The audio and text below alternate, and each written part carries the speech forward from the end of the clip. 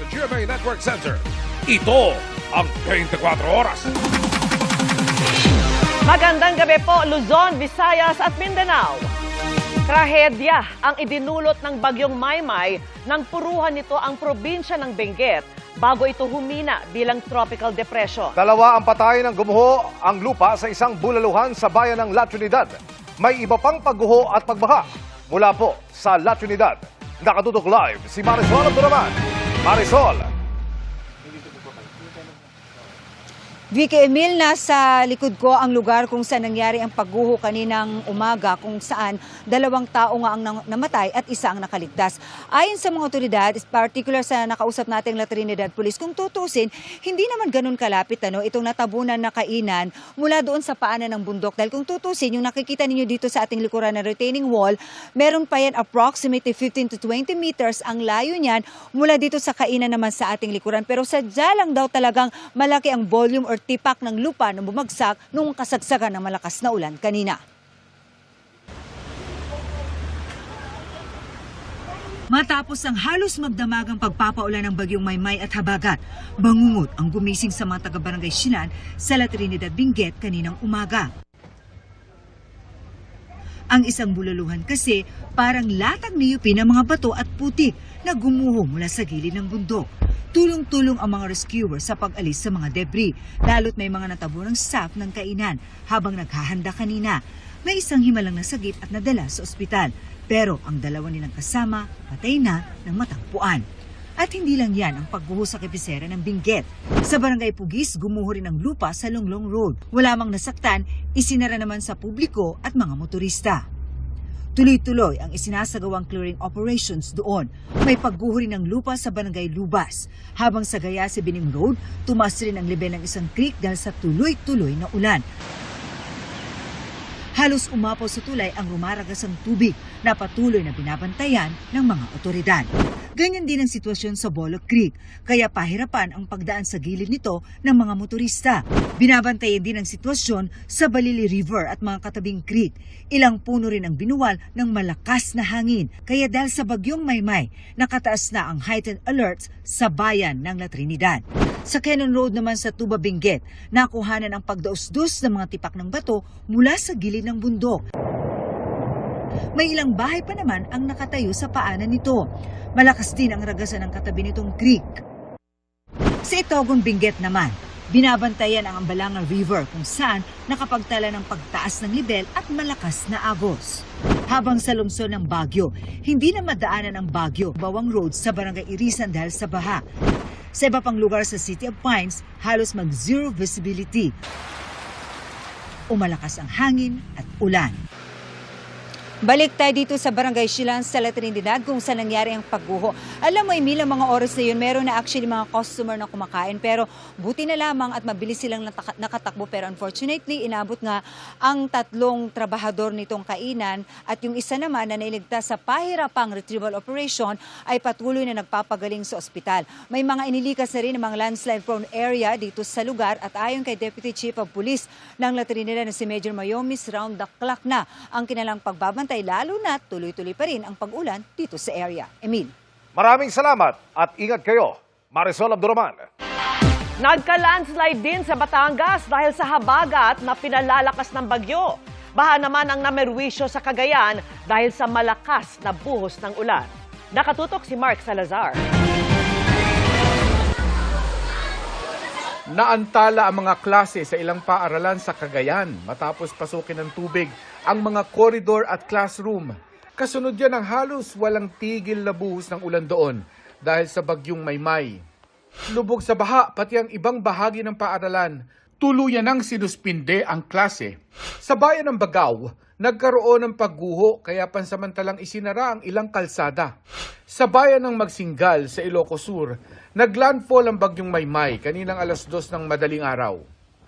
Ang dala nito'y malakas na hangin at ulan, ramdam hanggang sa bayan ng Santa Maria. Tila nagsayawan ng ilang puno ng saging sa tindi ng bugso ng hangin. Malalaki rin ang alon na humampas sa dalampasigan sa bayan ng Santa at Narvacan. May umapaw namang ilog sa bayan ng Quirino. Ramdam din ang malakas na ulang dala ng bagyong Maymay sa Marcos, Ilocos Norte. Pinauwi naman ang mga estudyante sa Ilagan Isabela dahil sa masamang panahon. Hindi man direktang apektado ng bagyo, nagka-landslide rin sa bahaging ito ng San Luis, Batangas dahil naman sa habagat. Humambalang sa kalsada ang gumuhong lupa at mga bato. May mga kinansila ring biyahe sa iba't ibang pantalan gaya sa Mindoro, sa Bohol, Palawan at Western Leyte. Ayon sa palasyo, naka-full alert status ang National Disaster Risk Reduction and Management Council o NDRRMC bilang tugon sa direktiba ni Pangulong Bongbong Marcos. Patuloy na ring nagpapatupad ang ng maagap na hakbang ang lahat ng member agencies ng NDRRMC sa paghahanda at pag-iingat upang matiyak ang agarang pagtugon. Mark Salazar, nakatutok 24 oras. Mga kapuso, sa Ilocos Sur naman kung saan naglandfall ang bagyong Maymay, ilang bahay ang winasak ng malakas na hangin. Napati din ang supply ng kuryente. Mula roon, nakatutok live si Jasmine Gabriel Galban ng GMA Regional TV. Jasmine!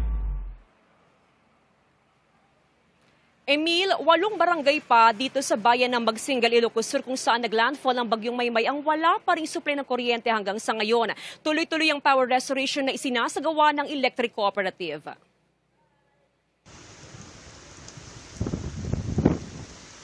Mag-aalauna ng madaling araw nang maranasan ang malakas na hanging dala ng bagyong Maymay sa Ilocos Sur.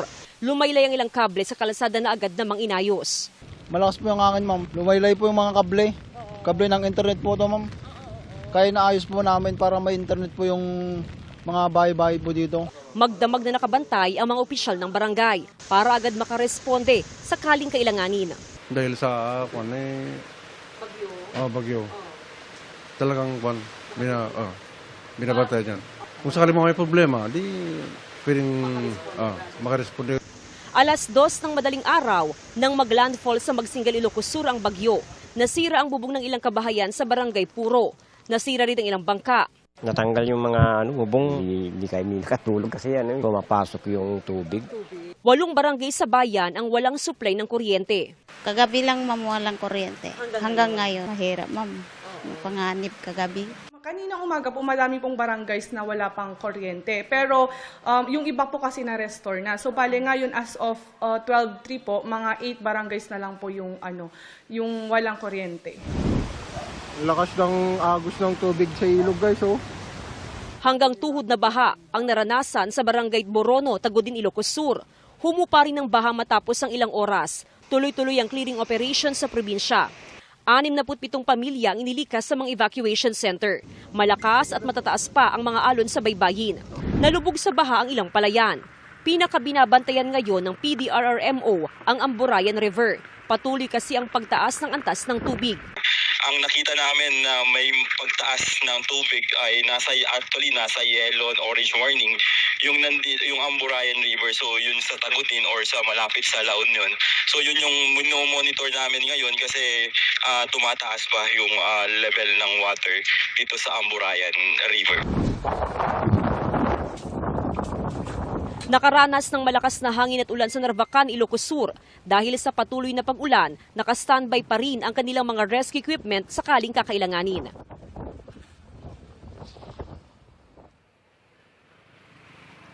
Emil, sa ngayon nagpapatuloy ang assessment na isinasagawa ng provincial government, ganun din ng iba't ibang LGUs para malaman kung gaano nga ba kalawak yung danyos na iniwan ng bagyong Maymay. Samantala, nakauwi na o nakabalik na sa kanilang mga bahay ang mga residenteng lumikas kagabi. Emil? Maraming salamat, Jasmine Gabriel Galban ng GMA Regional TV. At dahil pa rin sa bagyong Maymay at habagat, may mga lugar nang nagsuspinde ng pasok bukas, araw po ng Biyernes. Walang pasok sa lahat ng antas sa public at private schools sa buong Cavite. Wala namang face-to-face classes sa buong probinsya ng Laguna at Benguet. Pati po sa San Fernando City sa Pampanga at sa bayan ng Bugalyon sa Pangasinan.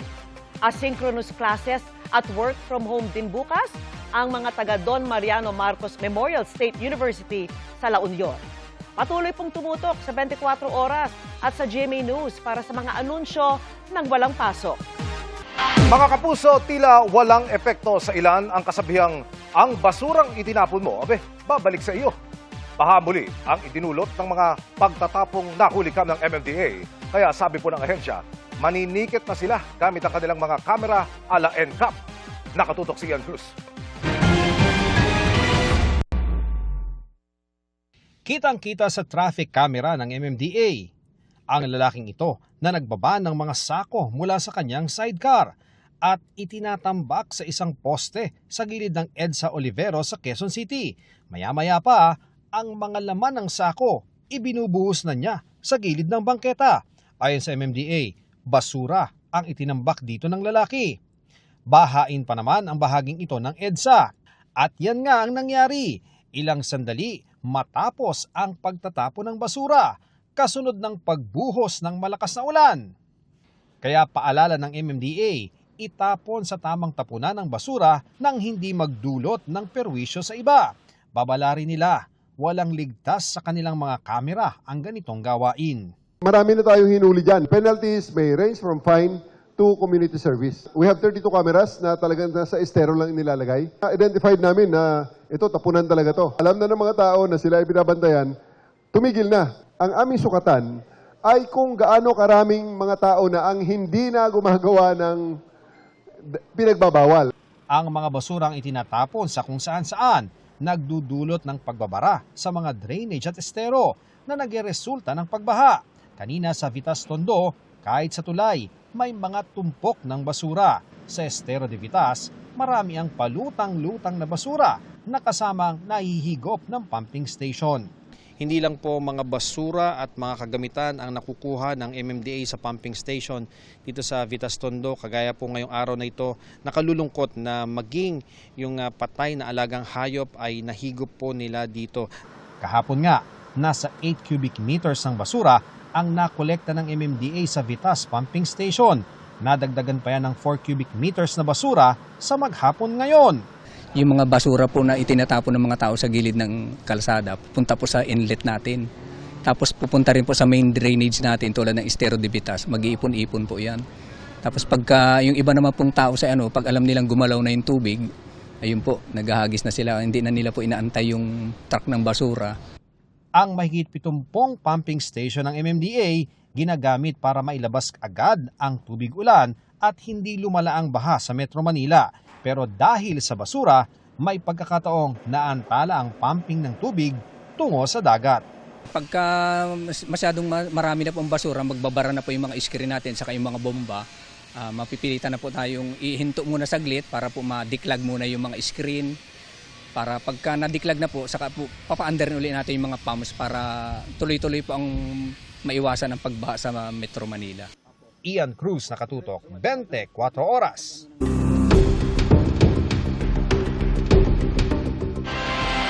Sinita ng press officer ng Malacanang ang ilang senator judge na umaasta na umanong abogado para kay Vice President Sara Duterte sa impeachment trial nito. At nakatutok si Ivan Mayrina. Labas ang palasyo sa impeachment trial ni Vice President Sara Duterte. Pero si Palace Press Officer Claire Castro, sinitang ilang senator judge na ayon sa kanya ay halos nag-aabogado na para sa nasasakdal. Marami po kasing lumalabas sa impeachment ayon sa PCO na nag-aaktong mga lawyer na hindi dapat dahil dapat maging impartial, manatiling walang bias ang mga senator judges. So wag silang magdala ng walis sa Senado. Sabi ni Castro, may hindi dapat ginagawa ang isang senator judge. Ang judge po kasi, sila po ay nagtatanong for clarification. Ang ibinabato nila ay clarificatory questions. Hindi po sila para mag-cross-examine ng witness. Hindi po sila dapat nakikipagdebate sa witness. Kasi ang mandato nila, kunin ang katotohanan para sa taong bayan. Kasalukuyan dinidinig ng Senate Impeachment Court ang akusasyon ng maling paggamit umano ng confidential funds ni Vice President Sara Duterte. Ang pinaka-bias daw na narinig ni Castro sa impeachment trial na ang dapat managot sa hindi tamang liquidation ng confidential funds ay ang Special Disbursing Officer o SDO lamang. Na ang dapat managot lamang ay ang SDO. nakalimutan na may head of agency. Meron ng sariling batas, merong proseso, pero yung proseso ay nililihis. Iniiba ang interpretasyon at hindi hinahayaan ang witness na magtapos ng kanilang sagot. Sa pagdinig kahapon, nagtalo sina Senator Judge Amy Marcos sa testigong state auditor na si Roderick Wamil sa kung hanggang kanino ang pananagutan sa confidential funds sa ilalim ng COA Joint Circular o JC. Sabi kasi ni Wamil, ang head of agency, sa kasong ito si Duterte, ang accountable officer na dapat managot. Pero iginit ni Marcos na accountable officer ay ang Special Disbursing Officer o SDO lamang. Kaya nga, so yung accountable officer, yung SDO, nasa JC. Hindi lang po si SDO po yung accountable officer, or, Your Honor. ang sabi doon, head of agency or person designated.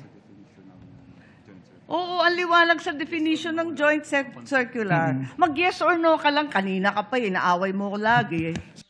Hinihinga namin ng pahayag si Senadora Marcos na kapatid ng Pangulo, pero kilalang kaalyado ng bise. Ivan Mayrina, nakatutok, 24 oras.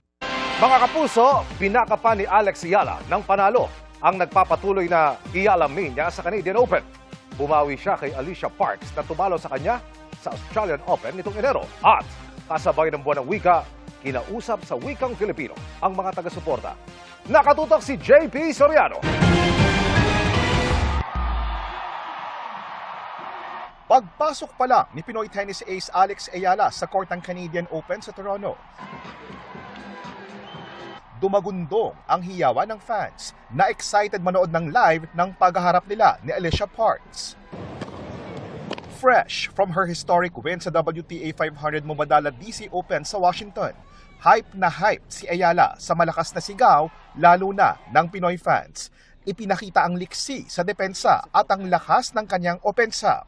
At matapos ang tatlong set, nanaig si Alex sa score na 6-1, 4-6, 6-2. Hindi ito ang unang tapatan sa court ang dalawa dahil nito lang Enero, natalo ni Park si Ayala. Dahilan kaya maagang nalaglag noon ang ating pambato sa Australian Open sa Melbourne. Ilang buwan lang ang lumipas, isang bago at mas malakas na Alex ang nakaharap at nakagapi ngayon kay Parks. Sa post-match interview, agad binati ni Ayala ang mga kababayan kasunod ng kanyang panalo. Kamusta tayo ngayon, Toronto? Huwag nyo nga yung mga bandila nyo, patingin! Okay, wait, I don't know if they understood that. But there are so many Filipinos in the crowd tonight, so many flags. Thank you! Kasunod ng panalo kay Parks, uusad na sa round of 32 ng Canadian Open si Alex at sunod na makakaharap si Katie McNally ng Amerika. Pero bago yan, sasalang muna si Ayala sa doubles tournament kasama ang tennis legend na si Venus Williams sa Biyernes. Para kay Ayala, ang unang panalo niya sa National Bank Open ay continuation ng celebration niya mula sa Mubadala DC Open win. I am eternally grateful. I mean, I just came off Washington, so I really feel like this is a celebration.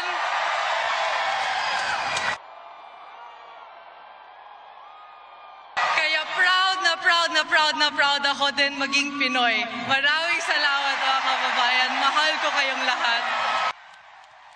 Loob man o labas ng court, ramdam ang Ayala Mania. Nagmistulang pistang Pinoy na nga ang buong stadium sa dami ng mga nanood. Ang mga ibinibentang pagkain sa mga booth, Pinoy food gaya ng adobo with rice. Kabilang nga sa libo-libong Pinoy na nakabase sa Canada na todo suporta at cheer para kay Ayala ay sila Honey at mga kaibigang kababayan. Ang Pinoy rin na si Christine maswerte nakapagpa-picture at pasign pa ng tennis ball kay Ayala. Siyempre, pati dito sa Pilipinas, tinutukan ng mga Pilipino ang laban ni Ayala. Maganda yung game, no? Tapos si Alex kasi parang anak ng bayan niya eh. And that's why we're all proud of her. Sobrang nakaka-inspire po sa atin as Filipinos po. JP Soriano, nakatutok, 24 oras. Muli namang nakapagkamit ng gintong medalya si Pinoy pole vaulter EJ Obiena. Nang ibabaw ang husay ni Obiena sa 30th International Pole Vault Meeting sa Joachim, Germany matapos niyang maklear ang 5.83 meters sa unang subok pa lang. Sa isang post, ibinahagi ni Obiena na hindi naging madali ang kompetisyon at nagkaroon pa niya ng ilang problema sa kanyang warm-up. At nitong weekend lang, nakaginto rin si Obiena sa first international pole vault meeting sa Germany. Tuloy-tuloy rin ang paghahanda niya para naman sa nalalapit na 20th Asian Games sa Setyembre na gaganapin sa Japan. Samantala, tumaas naman ang bilang ng nagka-dengue sa Mandaue, Cebu at Zamboanga City kung saan nagdeklara na ng epidemya. Binabantayan din ng Department of Health o DOH ang leptospirosis ngayong maulan. Nakatutok si Maki Pulido. Dahil 5 magkakasunod na linggo nang tumataas ang kaso ng dengue, nagdeklara na ng dengue epidemic ang Zamboanga City. Sabi ng Zamboanga City Health Office, kasalukuyang may widespread transmission sa 39 na barangay ng syudad. Mula Enero hanggang Hulyo, higit 1,200 na ang nagka-dengue at 12 na ang namatay. Sa dami ng mga nagkaka-dengue, puno na ang pediatric ward ng Zamboanga City Medical Center at mga pribadong ospital. Activated na raw ang hospital fast lanes, sabi ng Department of Health, at nagpapatupad na rin ng vector surveillance at fogging. Bahagya namang tumaas ang dengue cases sa Mandaue City, Cebu at isa na ang nasawi. Nagtala na rin ang Bacolod City ng unang dengue-related death ngayong taon. Namatay ang 8 taong gulang nitong Hulyo. Sabi ni Health Undersecretary Mary Ann Palermo Maestral, sapat ang mga gamit at gamot sa mga lugar na nakararanas ng pagtaas ng kaso. What the program did was ask the other regions wherein mababa ang cases to share with the regions na may mataas na cases. In terms of the commodities sa central office, most of them are for award na rin. Pero sa kabuuan, batay sa datos ng DOH Epidemiology Bureau, 46% ang ibinaba ng dengue cases mula January 4 hanggang August 1 ngayong taon kumpara sa parehong panahon noong nakaraang taon. Sa buong bansa, pinakamaraming kaso sa Region 3, pero mas mababa pa rin ito ng 45% kumpara noong nakaraang taon. Sumusunod sa dami ng kaso ang National Capital Region o NCR, pero mas mababa ito ng 55% kesa noong 2025. Bumaba rin ng 61% sa Calabarzon, ikatlo sa pinakamaraming kaso sa buong bansa. Kontrolado raw ang dengue cases dahil tag-init pa lang nakapaghanda na ang DOH. Pero dahil maulan pa rin, paalala ng DOH, laging maglinis para walang mapugaran ang lamok. We were able to download all the supplies nung summer, so naunahan natin si lamok. So yung expected na bad year for dengue last year did not happen. This year, may mga pocket areas na tumataas, maaagapan pa natin. Pinaghahandaan din daw ng DOH ang posibleng pagtaas ng kaso ng leptospirosis. Dahil ibigay na raw ang prophylaxis medicine sa mga barangay health center, pakiusap ng DOH kung lumusong sa baha, magpunta sa health center at humingi ng libreng gamot. We noted na ang lahat ng nakapag-inom ng preventive, hindi nagkakasakit. Kung magkasakit man, hindi lumalala. May gamot po tayo, lumapit lang tayo sa centers. Maki Pulido, nakatutok, 24 oras. Formal nang hiniling ng Amerika na i-extradite o ilipat sa kanilang jurisdiksyon si Kingdom of Jesus Christ o KOJC Pastor Apollo Quiboloy. Kaugnay po yan sa mga kaso niyang sex trafficking at racketeering sa Amerika. Kinumpirma yan sa GMA News ni Philippine Ambassador to Washington, D.C., Jose Manuel Romualdez. Na-transmit na niya ang request ng Amerika sa ating Department of Justice o DOJ. Sabi naman ng kampo ni Quiboloy, wala pa silang natatanggap na anumang dokumento mula sa DOJ kaugnay nito. Ang DOJ naman, sinabing hindi pa nila opisyal na natatanggap ang anumang dokumento kaugnay ng extradition request.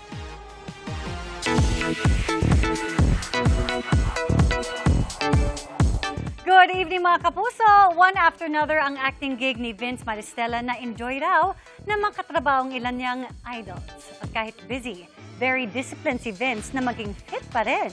Makichika kay Nelson Canlas.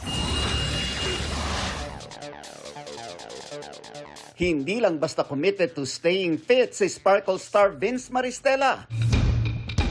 Nile-level up pa niya ang kanyang A-game as he continually challenges himself pagdating sa mga routine. Tulad ng video post na ito na talaga namang pamatay na run. Pumatay yung uphill, downhill. Recently nga, nag-share pa siya ng kanyang routine at diet na kanyang sinusunod. Pero ang big guy na si Vince, may tunay raw na reason sa pagpapalaki ng katawan. Kasi kawawa naman ako. Kung malalaman ko nang merong iba ka, tapos payat ako. Di para akong sinuntok ni Pacquiao nun. Kidding aside, talaga namang nakakahanga ang disiplina ni Vince na bitbit niya maging sa kanyang trabaho bilang artista. Kaya naman, nakatanggap ang Sparkle actor ng magagandang reviews sa kanyang pagganap sa GMA and View Philippines collab na Love Siargao. Para kay Vince, nakadagdag pa sa inspirasyon niya ang mga dating tinitingala niya. Ibang-ibang experience din talaga na makapagtrabaho with them dahil madami akong natututunan, madami akong na-absorb. At syempre, grabe lang din talaga. Pinapanood ko dati sila Kuya Alden, sila Nadine, and sila Jisoo. And napaka-unforgettable moment na yun dahil dati lang akong nanonood sa TV, ngayon katrabaho ko na sila. Mapapanood din soon si Vince sa upcoming family comedy drama series na Delivery Boy, kung saan makakasama niya ang kanyang mga kaibigan sa bahay ni Kuya na sina Will Ashley at Mika Salamanca. First time ko actually gumawa ng isang comedy show and sobrang excited ako dahil ang dami nga din sa internet na alam mo yung mga funny moments ko, ang dami lumalabas. Pero isa yun sa mga motivation ko din na galingan palalo. Wala ako sa comfort zone ko na nasa drama ako, ganyan. Kasi for the past few shows, drama lagi yung napupunta sa akin. And ayun, sobrang thankful lang din ako sa opportunity na to. Nelson Canlas, updated sa Showbiz Happening. Mga kapuso, 40 barangay ang binaha sa buong Pangasinan dahil po sa masamang panahon. Dahil yan sa mga umapaw na ilog at natuklasang tagas sa floodgate ng dike. Ang sitwasyon, tinututukan live ni Sandy Salvacio ng GMA Regional TV. Sandy! Emil, hanggang ngayon ay nararanasan pa rin ang pabugso-bugsong pag-ulan dito sa probinsya ng Pangasinan. Kaya naman lahat ng local DRRMCs ay nakahanda na kung sakaling kailanganin na magpatupad ng preemptive evacuation. Lampas tuhod ng baha sa Barangay Lasip ng Kalasyaw, Pangasinan. Problema ayon sa mga residente dahil nakababad sila pero sanay na nila ang marami. Gagawa kami ng lamo para makatawid kami. Hindi kayo mag-evacuate, sir? Hindi. Dito na kayo. Doon lang sa bahay namin. Ayon sa Barangay Council ay may dike sa likurang bahagi ng kinatatayuan ko ngayon. Kaya naman nakapagtataka kung bakit binabaha itong lugar na ito. Sa isinagawang assessment ng Barangay Council, natuklasan nila na mayroon palang tagas yung floodgate dito sa naturang dike. Kaya naman dumediretso dito sa lugar na ito yung tubig mula sa ilog. Nakamonitor ang opisyal ng barangay sa sitwasyon. Dahil nga po sa pagtaas ng ating kalsada, dahilan din po ng pag-stock ng tubig sa ating mga kabahayan. At isa din po yung kakulangan ng drainage. Habang si Nanay Florentina inilagay sa ligtas na lugar ang mga alagang baboy. Baha dito sa sa palaglagyan namin po. Kaya tinaas namin, siyempre magkakasakit yung baboy. Kanya-kanyang taas din ang gamit ang ilang residente sa Barangay Lasip, Dagupan City. Nakaraan na bagyo, ma'am, inabot po yung bahay namin hanggang dito po sa taas. Kasi kung anong level po nung kalsada, ganun din ang taas po dito nung nakarang bagyo.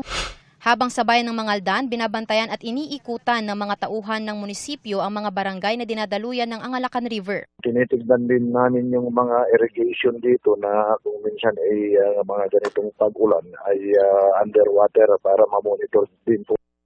Sa monitoring ng Kapitolyo, above normal level na ang Marusay River sa Kalasyaw at Kayanga River sa San Fabian. 40 barangay naman ang binaha at mahigit 6,000 pamilya ang apektado.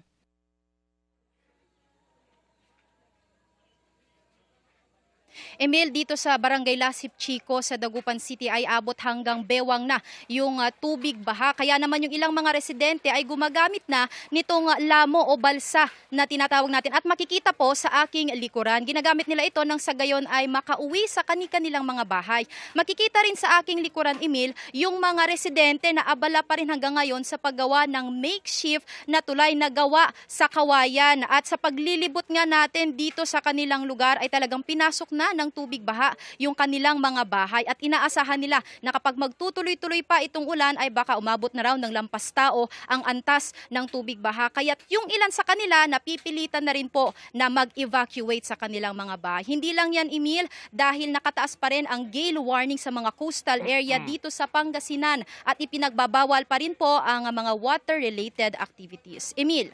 Maraming salamat, Sandy Salvacio ng GMA Regional TV.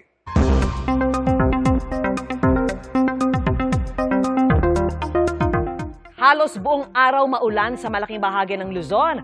Magpapatuloy pa kaya yan hanggang bukas? Alamin natin kay Amor La Rosa ng GMA Weather Center. Amor. Salamat, Vicky. Naku, posibleng magtagal pa ng ilang araw ang mga pag-ulan sa ilang bahagi ng ating bansa. Kahit kasi papahina na itong bagyong Maymay, tuloy pa rin ang epekto ng habagat.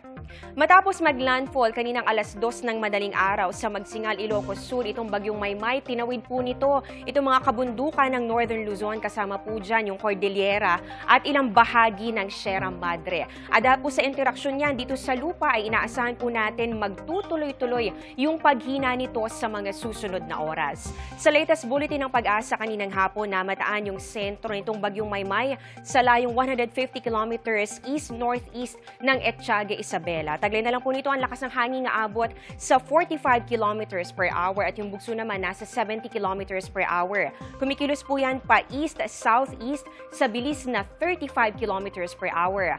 Ayon sa Pag-asa, posibleng ngayong gabi o bukas po ng madaling araw ay humina na po ito bilang low pressure area. At yung mga tirang kaulapan nito sasama o hihigupin po ng mas malaking sirkulasyon dito po yan sa labas ng Philippine Area of Responsibility. Yan po yung may international name na Dolphin. At itong bagyong Dolphin naman, patuloy pa rin tinutumbok itong southern islands ng Japan at next naman ito ay dito naman sa bahagi po ng China.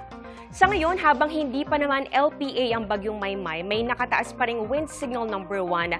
Pero kumpara naman kahapon at kanina ay nabawasan na po yung mga lugar. Diyan na lang po yan sa may southeastern portion ng mainland Cagayan, Isabela, Quirino, northeastern portion ng Nueva Vizcaya, northern and central portions ng Aurora. Ganun din sa eastern portion ng Kalinga, Mountain Province at ng Ifugao. Dito pa rin po mararanasan yung pabugso-bugsong hangin na may kasamang mga pag-ulan. At bukod po sa epekto ng bagyong Maymay, hindi pa rin tumitigil nga yung pag-iral nito pong hanging habagat na patuloy pa rin palalakasin nitong bagyong nasa labas ng Philippine Area of Responsibility. Kaya pwede pa rin maulit yung mga pag-ulan sa malaking bahagi ng bansa.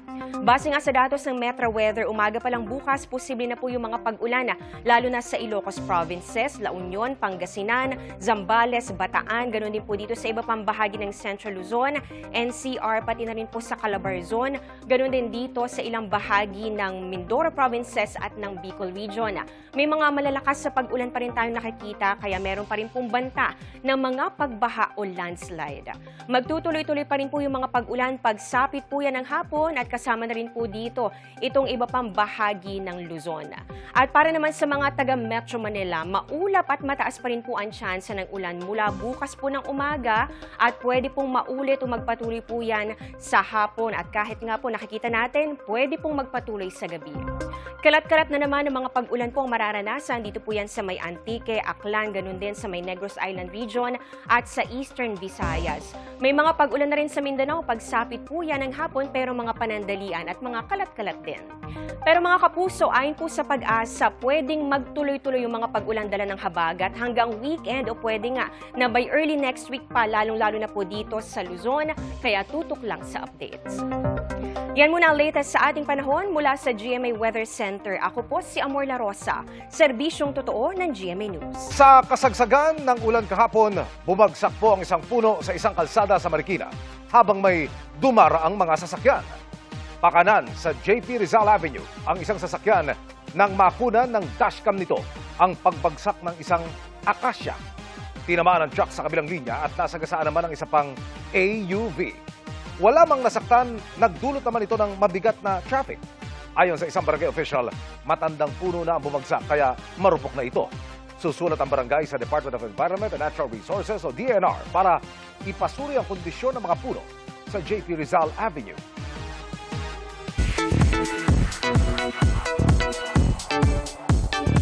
Maging sino man siya, kahit laking Amerika, buhay na buhay ang dugong Pinoy, kay Grammy winner her. Nang mapasabak kasi sa karaoke sa New York, OPM classic hit song na Maging Sino Ka Man ang kanyang kinanta. Makichika kay Aubrey Carampel. Nasa New York pero feeling nasa Pinas sa restaurant na ito tuwing karaoke night.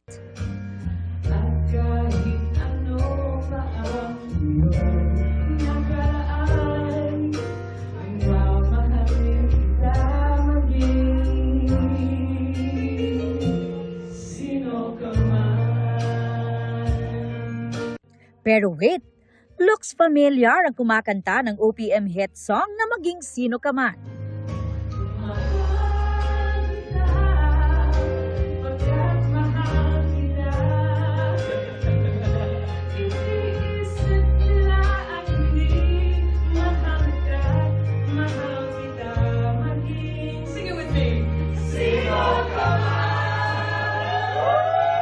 None other than 5-time Grammy and Oscar-winning Filipino-American, her. Napa-throwback Thursday tuloy ako sa online interview ko sa kanya noong 2021 nang ikwento niya ang Filipino go-to song niya sa karaoke. Kinanta raw ito ng favorite singer ng kanyang Pinay mom na si Agnes. Growing up, my family listened to a lot of Gary Vee and Sharon Cuneta. That was like my mom's favorite, was Sharon Cuneta. So I used to sing Maging Sino Ka Man all the time. That was my Filipino song, my Filipino go-to song. At legit nga, dahil 5 years after, ang kantang isinulat ni Ray Valera at pinasikat ni megastar Sharon Cuneta, ang kinanta niya sa Karaoke o karaoke night ng Filipino resto na Kalye.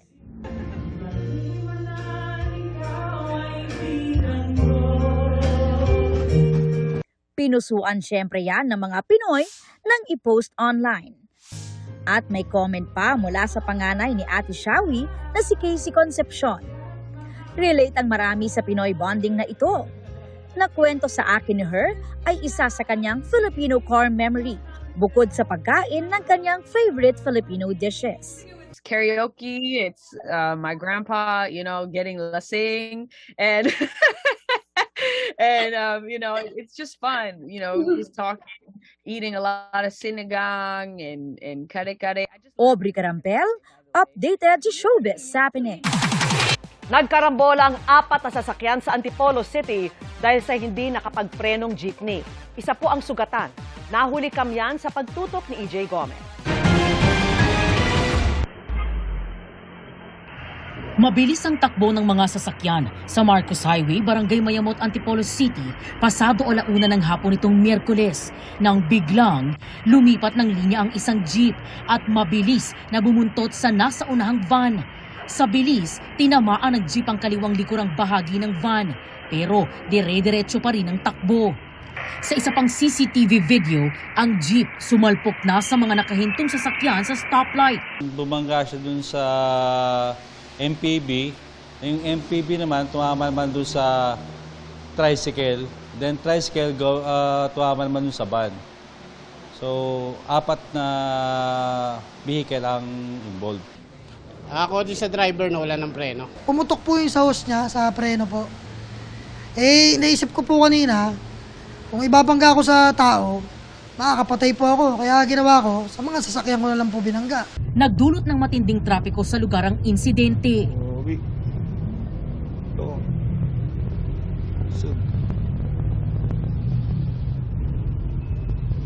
Wawa. Walang traffic eh. Respondihan po namin yung driver ng tricycle na yung naipit yung binti niya o paa niya hanggang sa binti. Kasama kasi niya pamilya niya, tapos yung anak niya ang medyo yung bata nauntog. Ang driver ng tricycle nagpapagaling sa ospital. Sa lakas ng impact, nasira ang unahang bahagi ng jeep. Ang MPV naman, nabasag ang likurang windshield, nasira ang unahan at likurang bahagi at nayupi ang bumper. Habang ang tricycle, nayupi ang bubong, nabasag ang windshield at nasira ang unahang gulong. Pasensya na po, wala pong may kagustuhan nun.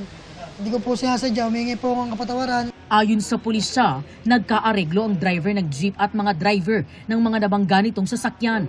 Nangako ang jeepney driver na sasagutin ang pagpapagamot sa mga sugatang biktima.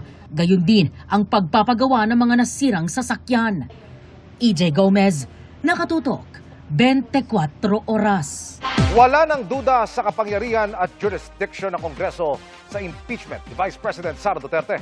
Ito po ang basa ng impeachment court at ng prosecution sa pagbasura ng Korte Suprema sa petisyon ng bise laban sa impeachment proceedings. Nakatutok si Tina Panganiban Perez.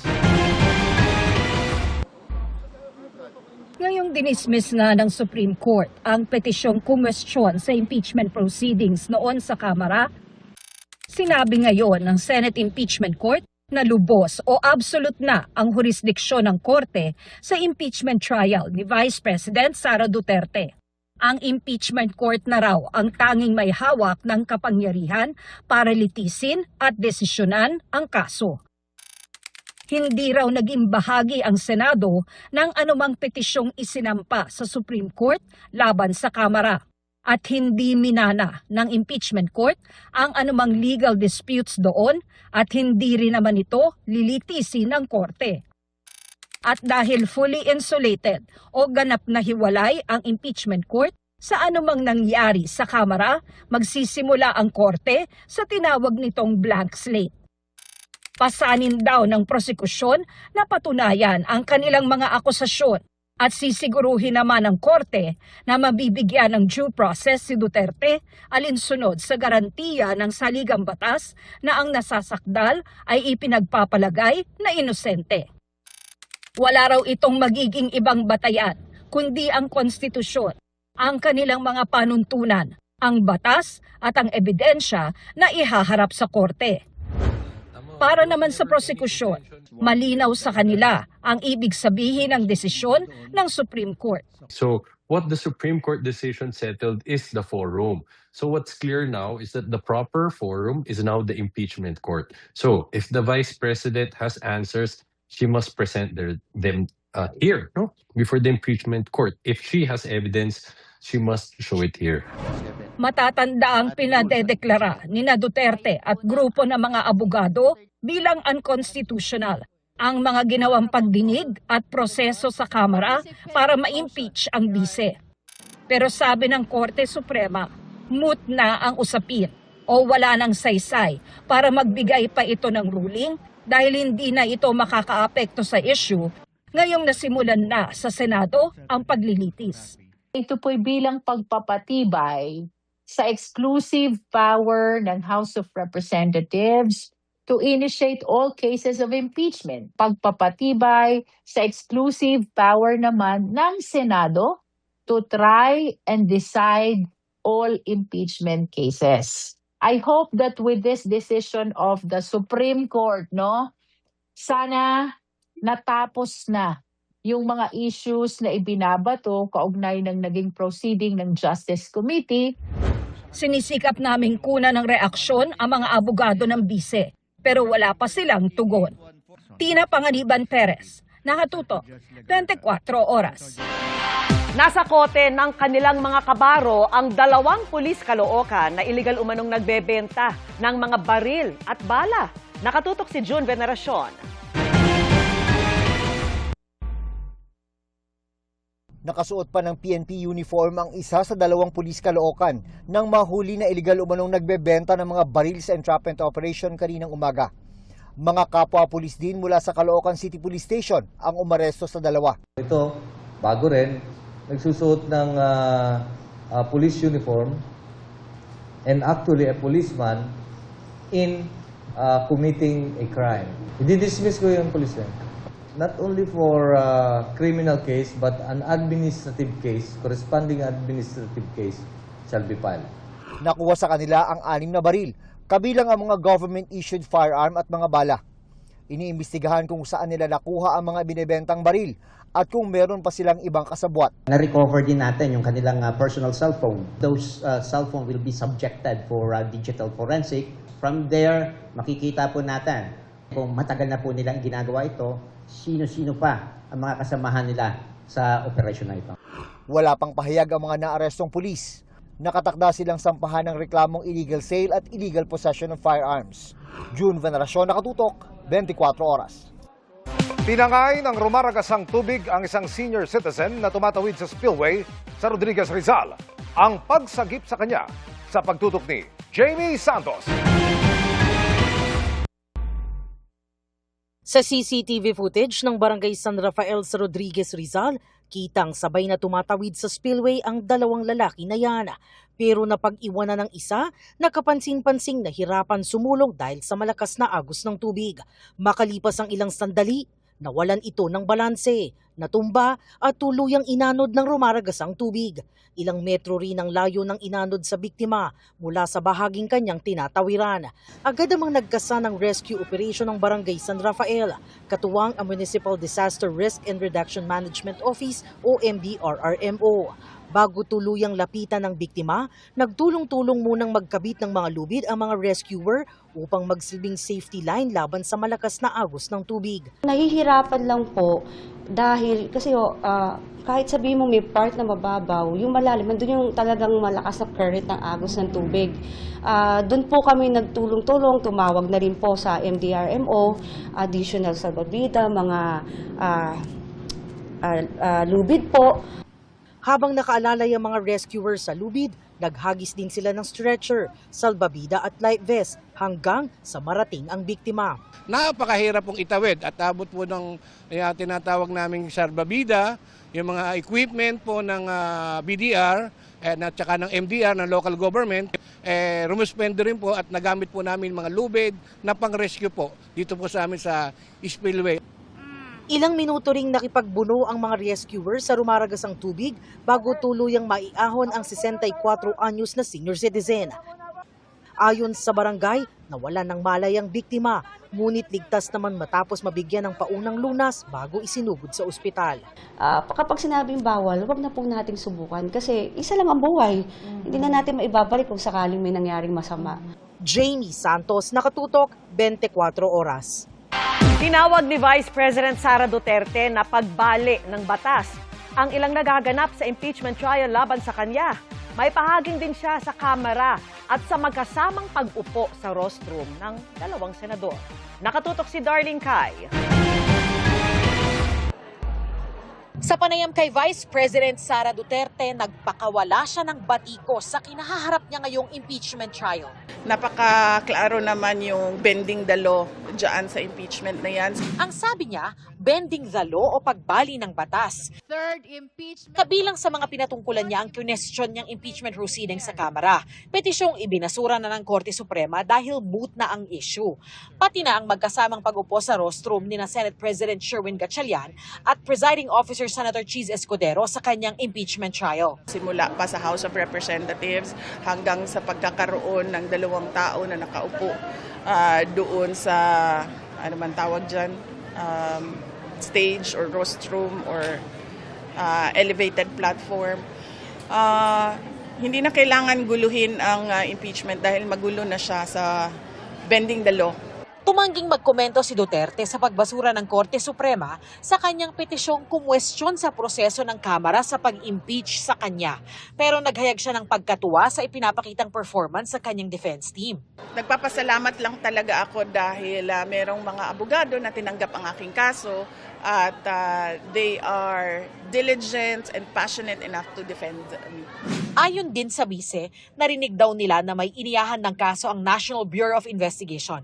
Hindi malinaw kung tungkol saan pero matatanda ang iniimbestigahan ng NBI ang umano'y banta ng bise sa buhay ni Pangulong Bongbong Marcos. Usaping bahagi ng mga akusasyon sa kanyang impeachment trial.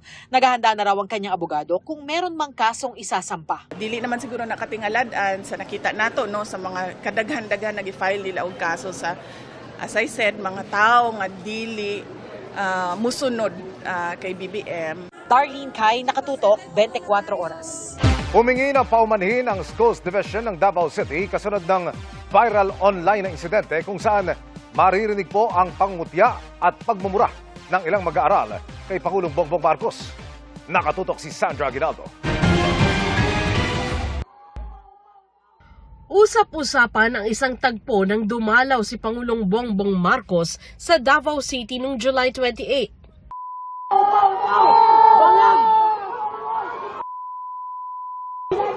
Sa kumalat kasing video ng pagsakay niya sa presidential helicopter malapit sa isang gusali ng Kalina National High School, narinig na kinutya ang Pangulo at minura pa ng ilang mag-aaral. Lupa ng mga humingi ng paumanhin ang Schools Division of Davao City para sa hindi nila nararapat na ikinilos ng mga estudyanteng natukoy na.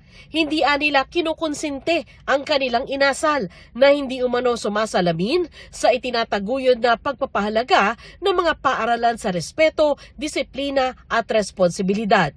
Kaya pinulong ang mga bata at kanilang mga magulang o guardians na layuning matiyak ang due process at pagpapatupad ng akmang interventions.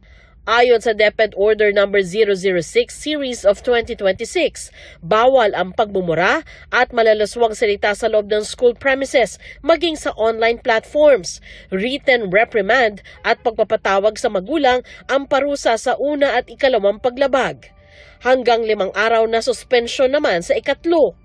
Bahagi ito ng nakasaad sa DepEd Order na pagdidisiplina at guidance and counseling sa lumabag. Sasalag din sila sa intervention na nakatuon sa responsableng asal, responsableng paggamit ng digital devices at internet at respeto sa kapwa. Sandra Aguinaldo, Nakatutok, 24 Oras. Nagpahayag ng pagkadismaya ang palasyo kaugnay sa pangungutya at pagmumura ng ilang estudyante kay Pangulong Bongbong Marcos. Ayon kay Palace Press Officer Claire Castro, hindi matututo ng tamang asal ng kabataan kung ang iniidolo ng mga ito'y mga walang bodo, palamura at nagdarasal ng kapahamakan ng iba.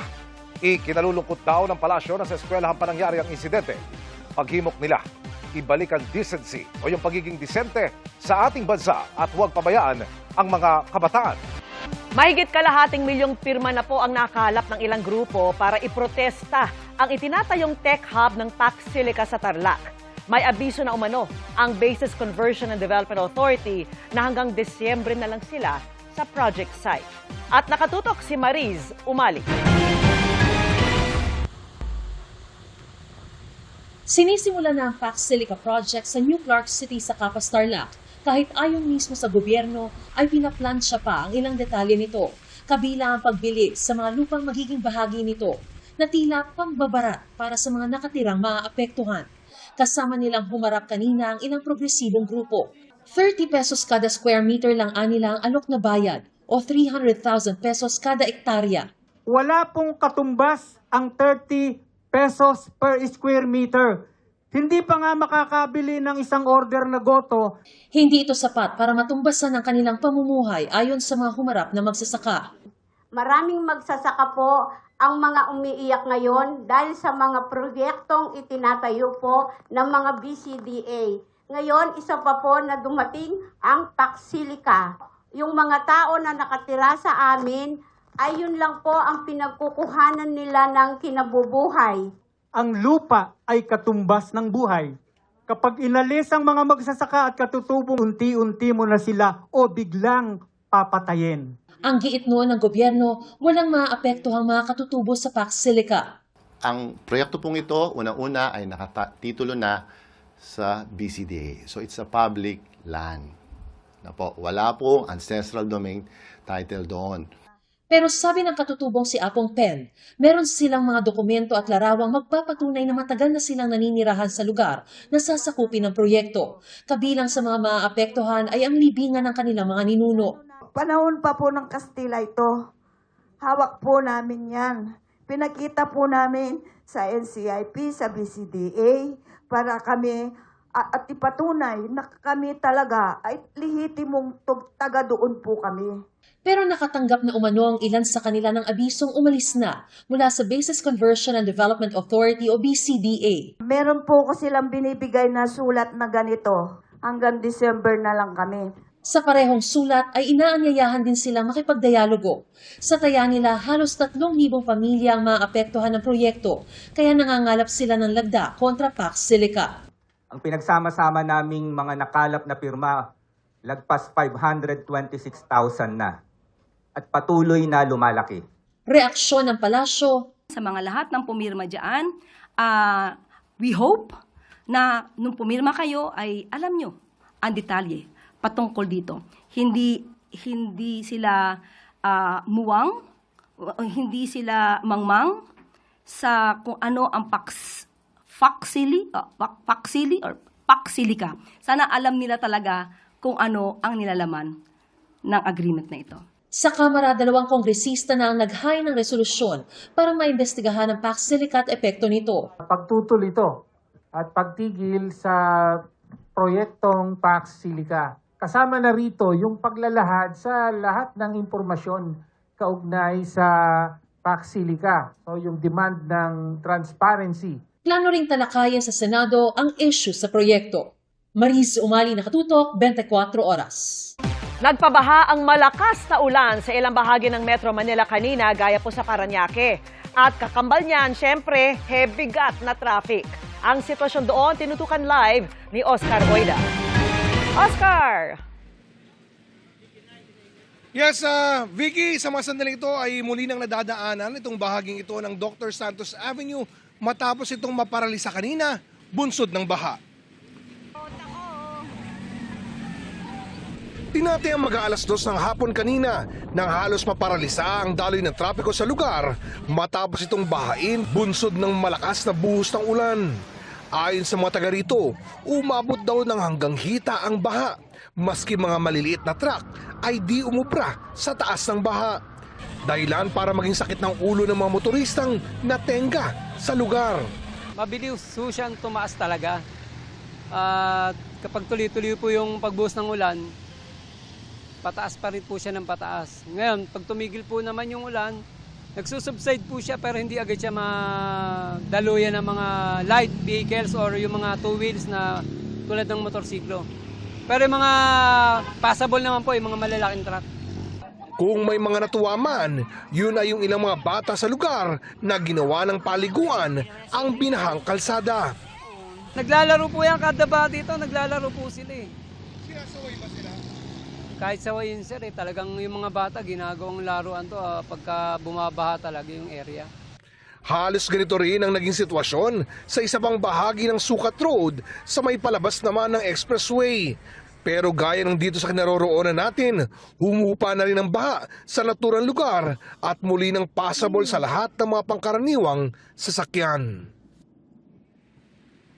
Vicky, sa mga sandaling ito, bagamat pabugso-bugso ang pagulan, maya't maya inuulan pa rin natin. Sa mga sandali ito ay maayos namang nadadaanan ang bahaging ito ng Dr. Santos Avenue, magkabila ang direksyon niyan. Vicky? Maraming salamat sa iyo, Oscar Oida.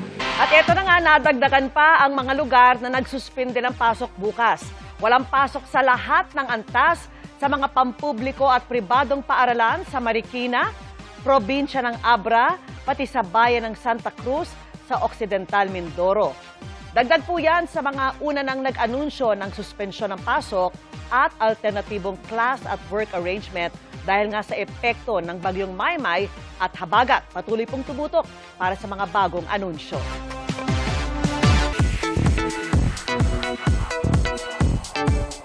Tinamaan din ng Ayala Mania si comedy genius Michael V. Gumawa pa siya ng digital sketch ni Alex bilang tribute sa ipinakita nitong galing. Pero ano kayang pinakahinahangaan ni Bitoy kay Alex? Ichichika yan ni Aubrey Carambe.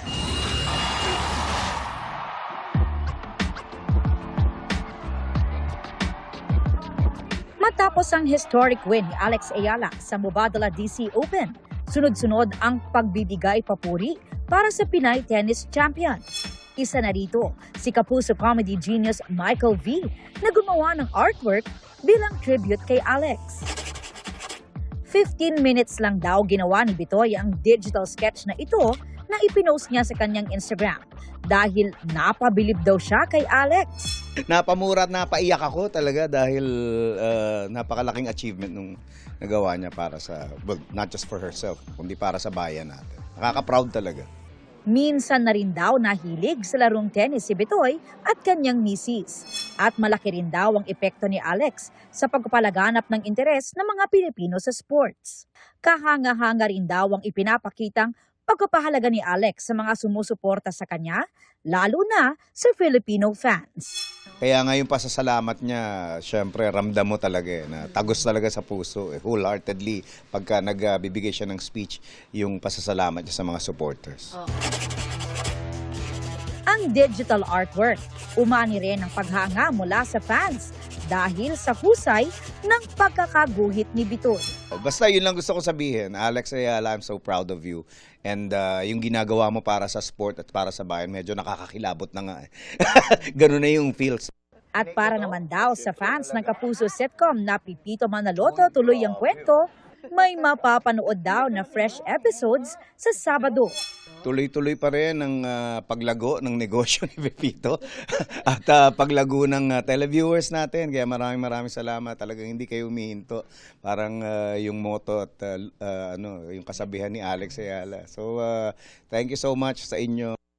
Aubrey Carampel, updated showbiz happenings. Mga kapuso, binabawi ng ilan sa mga nagpakilalang dating bodyguard ni Zaldico ang nauna nilang pahayag na naghatid sila ng mali-maletang pera kina Pangulong Bongbong Marcos, dating House Speaker Martin Romualdez at iba pa.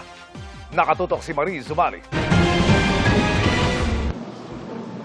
Noong February 2026, lumabas sa publiko ang 18 mga lalaking nagpakilalang dating security ni dating Congressman Zaldico, ang ilan sa kanila mga dating Marines. Sa kanilang affidavit, sinabi nilang naghatid umano sila ng mali-maletang pera kina dating Speaker Martin Romualdez, kay Ko at maging kay Pangulong Bongbong Marcos. 4 sa kanila humarap sa akin kanina. Ang sinabi nila sa akin, binabawi na nila ang mga nauna nilang sinabi at kwento. Gusto lang po namin mag-recant na po, ma'am, at para mabinabawi na po namin yung mga unang salaysay namin. At gusto na namin po manahimik dahil sa ngayon ay tad kami ng mga kaso, mga banta sa buhay namin. Kaya pag-isip-isipan namin na binabawi na po namin yung mga salaysay po namin. Hindi sila nagpakita ng mukha sa kamera dahil sa matinding bantaraw sa kanilang buhay. Dala nila ang tigi-isang bagong sinumpaang salaysay. Binigyan din nila kami ng kopya ng video ng panumpaan at inotaryo ang mga ito. Bakit niyo gustong bawiin? Hindi po totoo yung mga ibang sinabi na po namin. Binabawi po namin lahat yung unang salaysay na nagatid namin. At hindi totoo po yung sinasabi namin doon. Sa unang sinumpaang salaysay namin. Doon sa salaysay namin to, sa unang salaysay po. Sa affidavit. Yung hindi totoo yung sinasabi namin. Bakit nyo ngayon sinasabi na hindi totoo? Pero noon kasi pinanindigan nyo eh. Parang naguguluhan pa kami noon. Tapos, ang nagawa ng affidavit namin po ay hindi kami po.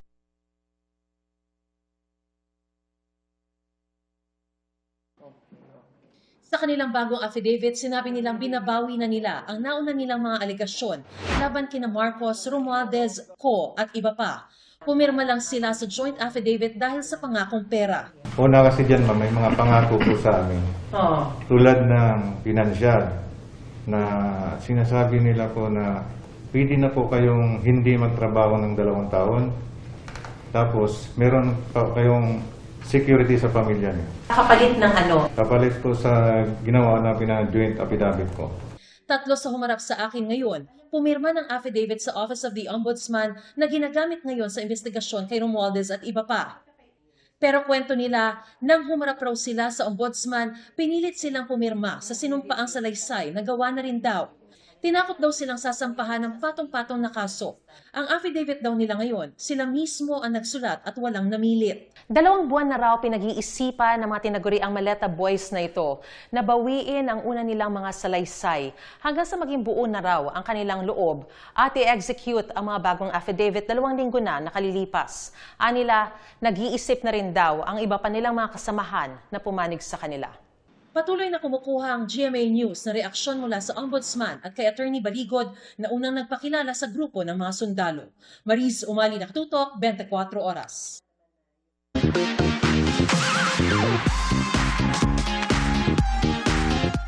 Emil, may tanong ako sa'yo. Naranasan mo na bang makantahan ng iyong lolo at lola dati? Ay, panahon nun na yung pamuli na. Wow! Lucano yung lola ko ba? Ay, may ganda pala ng boses mo. Sige, Emil, go ahead. Sa Borongan City sa Eastern Samar, meron pong lolo na isinama pa ang apo sa kanyang karaoke session. Approve kaya kay baby ang boses ni lolo. Abay, parang tinitimpla pa nung una ni Baby Ayabel ang boses ng kanyang lolo Pio hanggang sa, tingnan nga natin. Nakuna na ang kanyang cute giggle face. Talagang mukhang type na type niya ata ang boses ni lolo Kwento po mga kapuso ni Hughes Cooper Aya na kumuha ng video. Naisipan lamang ni Lolo Pio na isama ang apo sa kanyang karaoke session. Hindi raw inaasahan ng kanilang pamilya na makunan ang cute moment ng maglolo. Nalabis daw nilang kinagiliwan. Emil, kung kumata ako, bibigyan mo ba ako ng cute giggle face? Ay, hindi ka natin. Wag na, baka lumakas pa yung ulan. At yan po ang mga balita ngayong Huwebes. Ako po si Vicky Morales. Ako po si Emil Sumangyo. Ito po ang GMA News. Walang kinikilingan, walang pinoprotektahan. Noon at ngayon, serbisyong totoo. At dahil hindi natutulog ang balita, nakatutok kami 24 oras.